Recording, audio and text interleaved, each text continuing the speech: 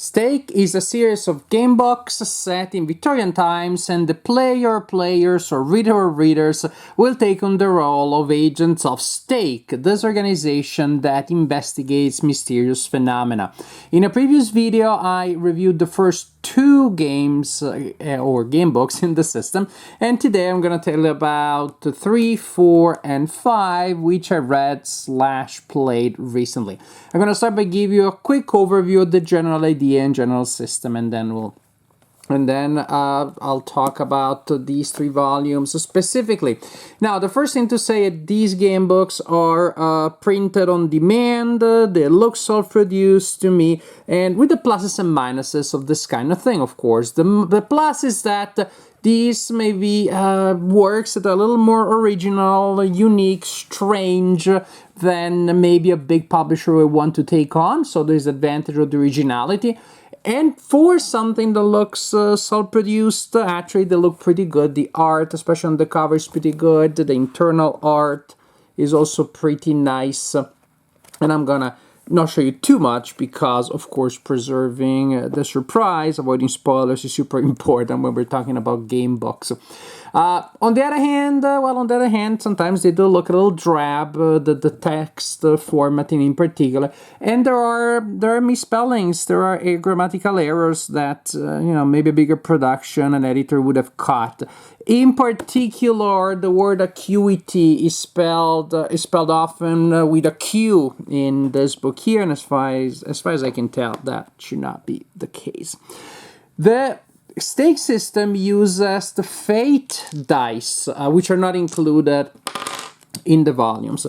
I'm gonna show you the character card from one of these books, so you, in case you missed my first review of these games, you get a sense of how it plays. There are 3 main traits that you will have, and you will create your character around: acuity, courage, and tact. These stats will take on the form of a modifier: 0, +1, -1, -2, +2, that sort of thing.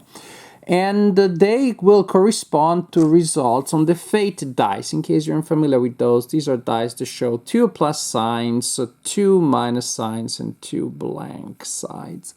So, for example, if I have a lot of courage and my stat there is +2, that means that when I take a test in courage, I will place those dice there. If I am mildly lacking in courage and my stat is -1, then I'll place a die there. Then the text will instruct me to test in the category. Suppose it's courage, and I kind of like, and that's what I got. You know what? I'm slightly courageous, so that's actually my courage is a +1, and I'm told to be tested for courage. Then I look at the results, pluses, blanks, and minuses, and the result of the test is whichever have the most. In this case, my result is blank. That's it. As simple as that. Because every time you have a test, there will be 3 possible outcomes. So 1 for the plus, 1 for the blank, and 1 for the minus. Other things that you have, your will. You can spend will points to alter the results. For example, for a will point, you can turn a blank into a plus. Had I done that, now the result of the test would be plus instead of blank. You can also spend 2 wills to turn a minus into a plus. Now, what if there is a tie, you ask, which may entirely happen if, for example, I had that, and now all of a sudden, boom, that I have +2 courage, and that's what I rolled. Now, if there is a tie, usually you get the best result because the positive outcomes tend to be with the pluses, and blank is not so good and minus is bad. So usually the default is in a tie you get the better result. However, there's also a stat called stress. If the stress which you accumulate through events and encounters exceeds your current will, which maybe you will have reduced because of modifiers. If your stress is higher than your will, then in a tie you get the worst result. If my stress is 5 and my will is 3, then this result is a blank, not a plus. You're going to have special abilities, items, and you're going to keep track of time, because one of the characteristics of of course, health. Don't let it go to 0 or you die. But speaking of time, one of the characteristics of the stake system, which I enjoyed in particular in the first volume, London After Nightfall, still my favorite in the system, is that you will have, each book has a section which is sort of like open world, in which you can go around and navigate, and there will be encounters based very often on the time. The more things happen, the time passes, certain events will be unlocked or unlocked, available or unavailable because of that. Usually each book starts with a choose your own adventure, branching path kind of narrative. Then there's an open section in which you travel freely and you roll on those events. And then what happens after that? Well, it's up to you. And I don't think I'll give you a spoiler if I show you just one of those. I will not show you. The idea is still that there's a map. The open world section gives you a map. So that's for the general game system. Now, these 3 books, they all have a main adventure and then some bonus content like mini adventures, tactical games. One of them has a short comic book, still, game comic book. The main adventure, at least to me, is the most interesting thing, because that's where it gets more complex. Usually we buy stuff or we get excited about the main thing, and the bonus content is what it is, bonus. So Lurker in the Lock, as you can imagine, we're going to a fairly famous lake to investigate strange stuff that is happening there. We start around the lake. We may end up exploring the bottom of the lake with these very fancy immersion, Victoria immersion suits, and well, there's gonna be stuff there. Gotta be a little bit vague.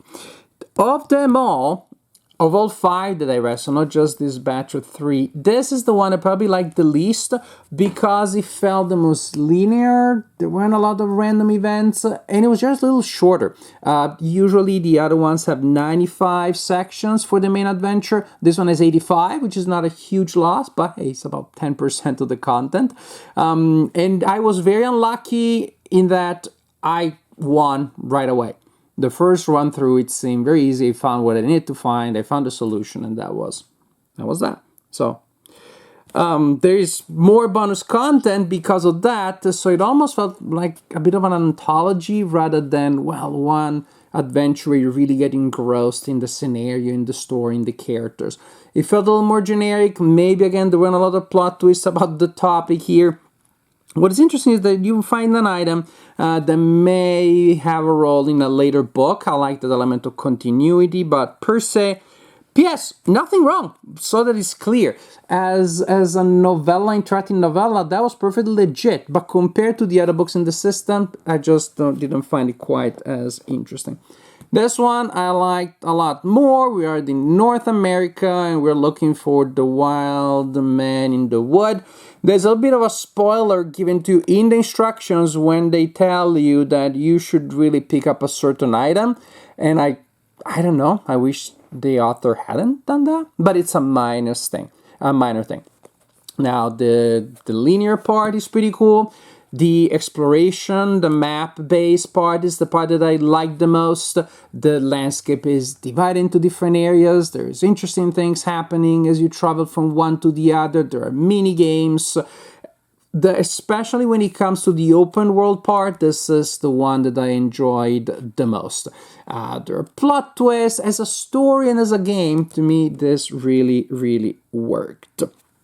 And also it was a different experience from all the other ones because you have the great outdoors, large open spaces, which is simply a different kind of landscape from the other ones. Really good, really good. Siege of the Saucer Man, inspired by A.G. Wells. I hope that will not shock anybody. I don't know if I'm playing a game about stake that is that credibility, verisimilitude. Probably not.